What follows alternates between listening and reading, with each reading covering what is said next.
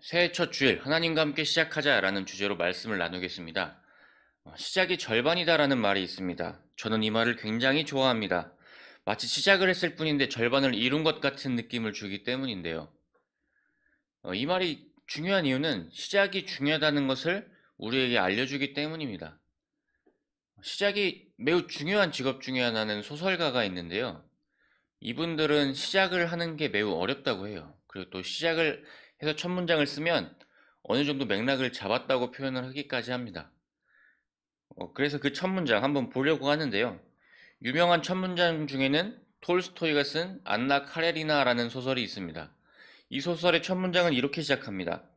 행복한 가정은 모두 비슷하지만 불행한 가정은 저만의 방식으로 불행하다. 대략 감이 오시죠? 네, 여러 가지 불행한 삶을 살다가 행복한 이유를 찾아내니 행복한 가정은 다 그 이유로 살고 있더라. 네, 피터팬은 이렇게 시작합니다. 모든 아이들은 잘한다, 한 명만 빼고. 이것도 감이 오시죠? 그러니까 안 잘한 한 명 얘기겠죠. 그렇다면 성경은 어떻게 시작할까요? 성경 창세기 1장 1절은 많은 사람들이 알고 있습니다. 태초에 하나님이 천지를 창조하시니라. 감이 오시나요? 성경은 어떤 얘기일까요? 하나님의 창조로 시작합니다. 하나님의 계획, 하나님의 인도하심, 그 안에 인간이 있고, 인간이 어떻게 살아가야 하는지, 인간이 어떻게 성공했고, 어떻게 실패했는지, 그것을 성경은 알려줍니다. 올 한 해 시작하는 데에 앞서서 전도사님은 성경이 어떻게 시작하고 있는지를 함께 나눠보려고 해요. 크게 성경은 신약과 구약으로 있습니다. 네, 시간 순서대로 하면 구약과 신약이죠. 세상의 창조부터 예수님의 탄생 전까지가 구약이고 예수님의 탄생부터가 신약입니다. 그래서 구약은 어떻게 시작하냐? 하나님의 창조로 시작을 하는데요. 하나님께서 세상을 창조하시고 인간을 창조하십니다.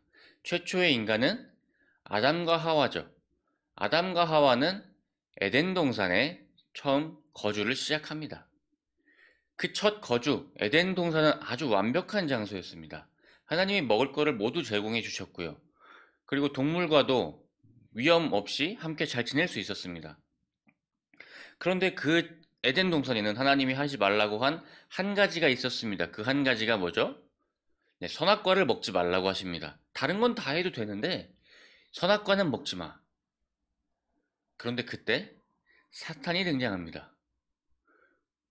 그 한 가지를 건드리러 와요. 그 한 가지, 하지 말아야 될 한 가지. 하와에게 먼저 접근을 합니다. 접근해서 하와에게 이렇게 말을 합니다. 하와야, 저 선악과를 먹어봐. 그랬더니 하와가 하나님이 저거 하나는 하지 말라고 하셨어. 그때 뱀이 이렇게 말합니다. 왜 하지 말라고 하셨을까? 저거 먹으면 너가 하나님처럼 되기 때문이야. 하나님처럼 지혜로워지기 때문이야. 그래서 하나님 먹지 말라고 한 거야. 그랬더니 하와가 그런 건가? 라는 생각이 스치면서 선악과를 한번 다시 봐. 그랬더니 너무 맛있게 생겼어, 선악과가. 보암직스럽고 먹음직스럽게 생기게 변합니다. 그걸 바라보는 시선이 변했어요. 하나님이 그거 하나만 하지 말라고 했기 때문에 그거 하나는 작아 보였는데 사탄이 와서 그 하지 말라고 한 이유를 생각해 보라고 설명을 하니까 이 하와가 매우 흔들립니다. 그리고 결국 그 선악과를 먹습니다. 근데 또 혼자 먹질 않아요. 나도 먹었으니까 아담 너도 한번 먹어봐. 그래서 같이 먹습니다. 이거 먹으면 하나님처럼 된대. 바로 그 하나, 하지 말라고 한 그 하나를 사탄이 건드리자 하와는 넘어가고 결국 지키지 못하게 됩니다. 구약은 그렇게 시작을 했습니다. 그렇다면 신약은 어떻게 시작을 할까요? 예수님의 탄생부터 시작한다고 했죠. 예수님은 얼마 전 크리스마스 때 태어나셨다고 했죠. 크리스마스 때 태어나셔서 약 한 30년 동안 거주하시다가 이제 사역을 시작하려고 마음 먹으시고 사역을 시작하기 전에 광야에서 먼저 금식 기도를 하세요. 금식을 약 40일 동안 하셨는데 예수님은 참 하나님이시면서 또 참 사람이세요. 그러니까 매우 배고프셨다는 소리예요. 솔직히 저는 한 끼만 먹지 않아도 민감해지는데 40일을 굶으셨으니 얼마나 배고프셨을까요? 전도사님에게는 상상도 못할 일이죠. 엄청난 일입니다. 40일 동안 금식을 했는데, 자, 사탄이 또 등장합니다. 어떻게 건드렸을까요? 이 배고픈 걸 건드립니다. 예수님, 아니 왜 굳이 그렇게 굶주려 하세요? 돌이 떡이 되게 해서 드세요. 예수님 그러실 수 있잖아요. 예수님이 이 꾀에 넘어가지 않고 이렇게 말씀하십니다. 사람이 떡으로만 사는 것이 아니고 하나님의 말씀으로 산다. 하나님이 주신 그 말씀으로 사는 것이다. 이렇게 말씀하십니다. 그러자 사탄이 마음처럼 되지 않아서 성전 꼭대기로 예수님을 데려갑니다. 데려가서 예수님에게 이렇게 말합니다. 예수님, 성전 꼭대기에서 한번 뛰어내려 보세요. 당신이 하나님의 아들이면 하나님이 당장 천사를 보내서 받아주실 거예요. 설마 가만히 계시겠어요? 그러자 예수님은 또 이렇게 말씀하십니다. 하나님 하실 수 있지.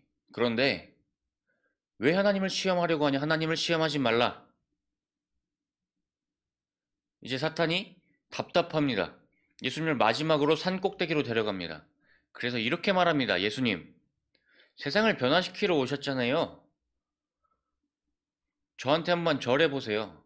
온 세상을 다 드릴게. 온 세상을 다 가지게 할 테니 한 번만 절하시면, 딱 한 번만 절하시면 돼요. 그러자 예수님이 이렇게 말씀하십니다. 오직 주 하나님만 섬길 것이다.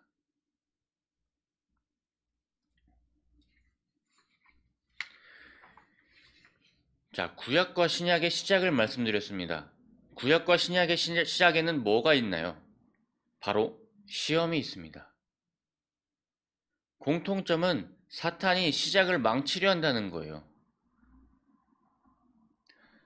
그 멋진 시작, 하나님의 창조와 예수님의 탄생으로 시작하는 그 멋진 시작을 망치려 한다는 겁니다.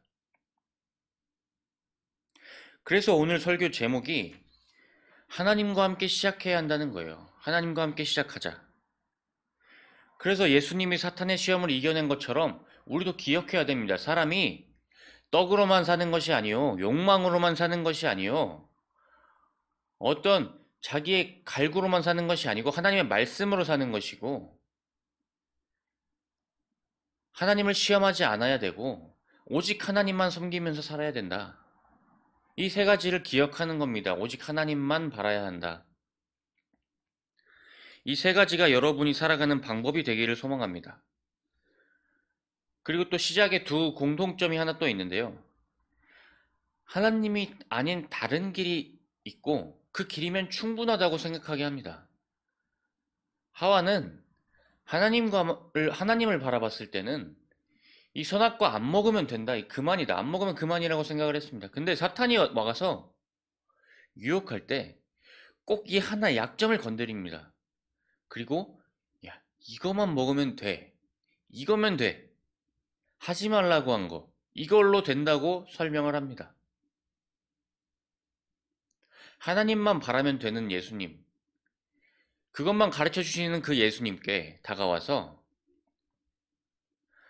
예수님, 다 드릴 테니까 한번 절해 보세요. 어차피 하나님한테서 그 사역을 하려고 하셨잖아요. 사탄은 이렇게 교묘하게 다가옵니다. 하나님이 아니어도 될 것처럼 설명을 합니다. 그런데 여러분 기억하셔야 합니다. 하나님만 평안을 주실 수 있어요. 하나님만 여러분을 구원하실 수 있고요. 하나님의 말씀만 기대해야 합니다. 다른 길은 없습니다. 다른 길은 없다는 것을 우리가 깨달아야 합니다. 아담과 하와는 그 하지 말라는 선악과 하나를 먹는 바람에 인생의 고난길이 시작되었습니다. 여러분 어떻게 시작하실 건가요? 올 한 해. 3일밖에 안 지나지 않았습니다. 하나님만 붙드시기를 바랍니다. 하나님 안에서 모든 것을 해결하셔야 합니다. 톨스토이가 시작할 때 제가 말씀드린 시작의 부분을 어떻게 썼냐면 모든 가정이 평안한 가정은 그 비슷한 이유로 평안하고 불행한 가정은 각가지 이유로 불행하다고 썼습니다. 이것을 좀 바꿔보고 싶어요. 그리스도인은 오직 믿음으로 평안을 얻습니다. 그러나 세상은 갖가지 이유로 여러분을 시험에 빠뜨리려고 합니다. 여러분 오직 믿음으로만 평안을 얻을 수 있다는 것을 믿고 한 해를 시작하기를 바랍니다. 그렇다면 마지막입니다. 왜 이런 시험, 이런 관문들, 이런 고통으로 시작해야 할까? 왜 이런 것들이 주어졌을까입니다. 왜 하나님은 편안한 시작을 주지 않고 고통, 관문을 주시는가?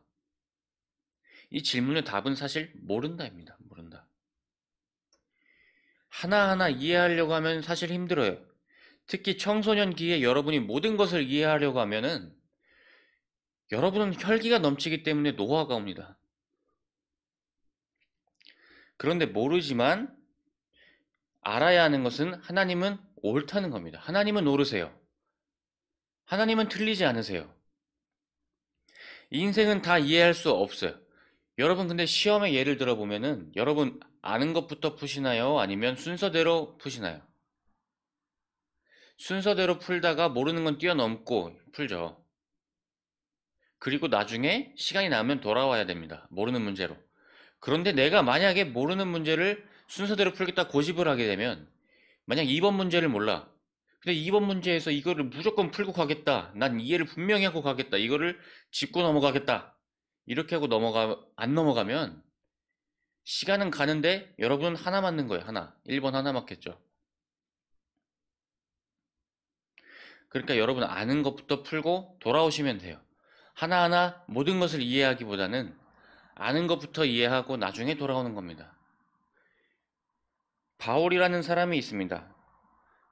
이분은 예수님을 만나고 별일을 다 겪습니다. 예수님을 만나고 복음을 전하다가 돌에 맞기도 하고 죽을 뻔한 고비를 몇 번 넘기고 또 복음을 전하다가 좋은 일도 겪습니다. 물론 시험을 겪고 좋은 일을 겪고 죽을 뻔하기도 하고 또 기쁜 일을 겪고 이런 반복되는 삶을 살면서 결국 하나님이 흡족해 하시는 하나님이 기뻐하시는 삶을 사시는데 나중에 삶을 돌아보실 때 이렇게 말씀을 합니다. 로마서 8장 28절입니다.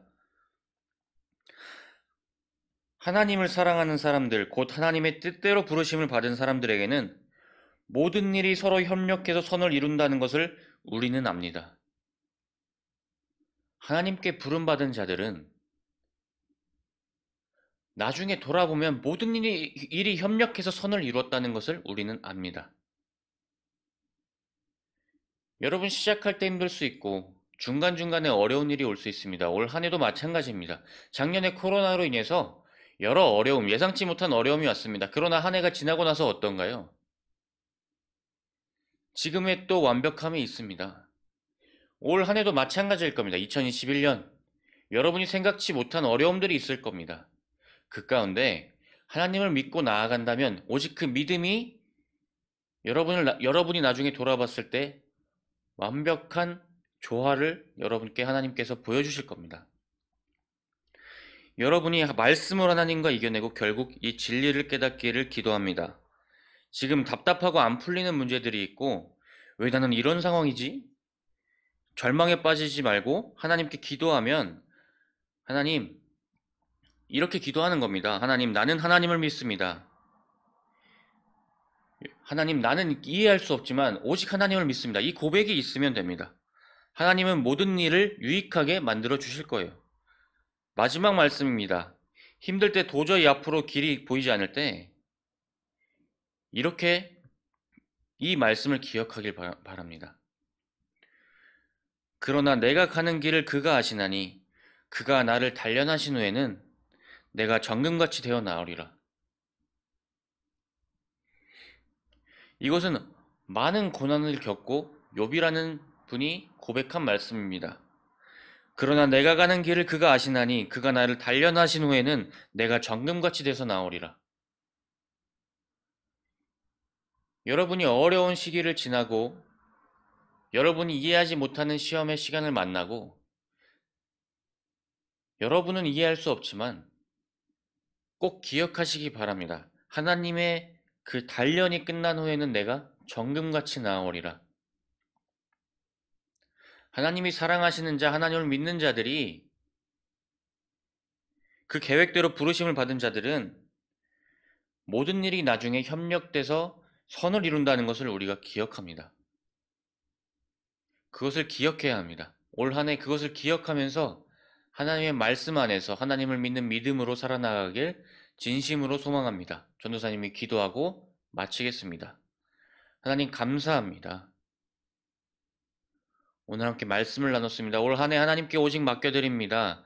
이해할 수 없는 어려운 일이 있을 수 있고, 하나님 시작 가운데에 어떤 방해 세력이 있다면 주님 마음을 지켜주시고 그 과정이 모두 도움이 되고 피가 되고 살이 되어서 하나님 인생의 지혜가 쌓이고 지식이 쌓이고 하나님께 선하시는 길로 갈 수 있도록 주여 도와주옵소서.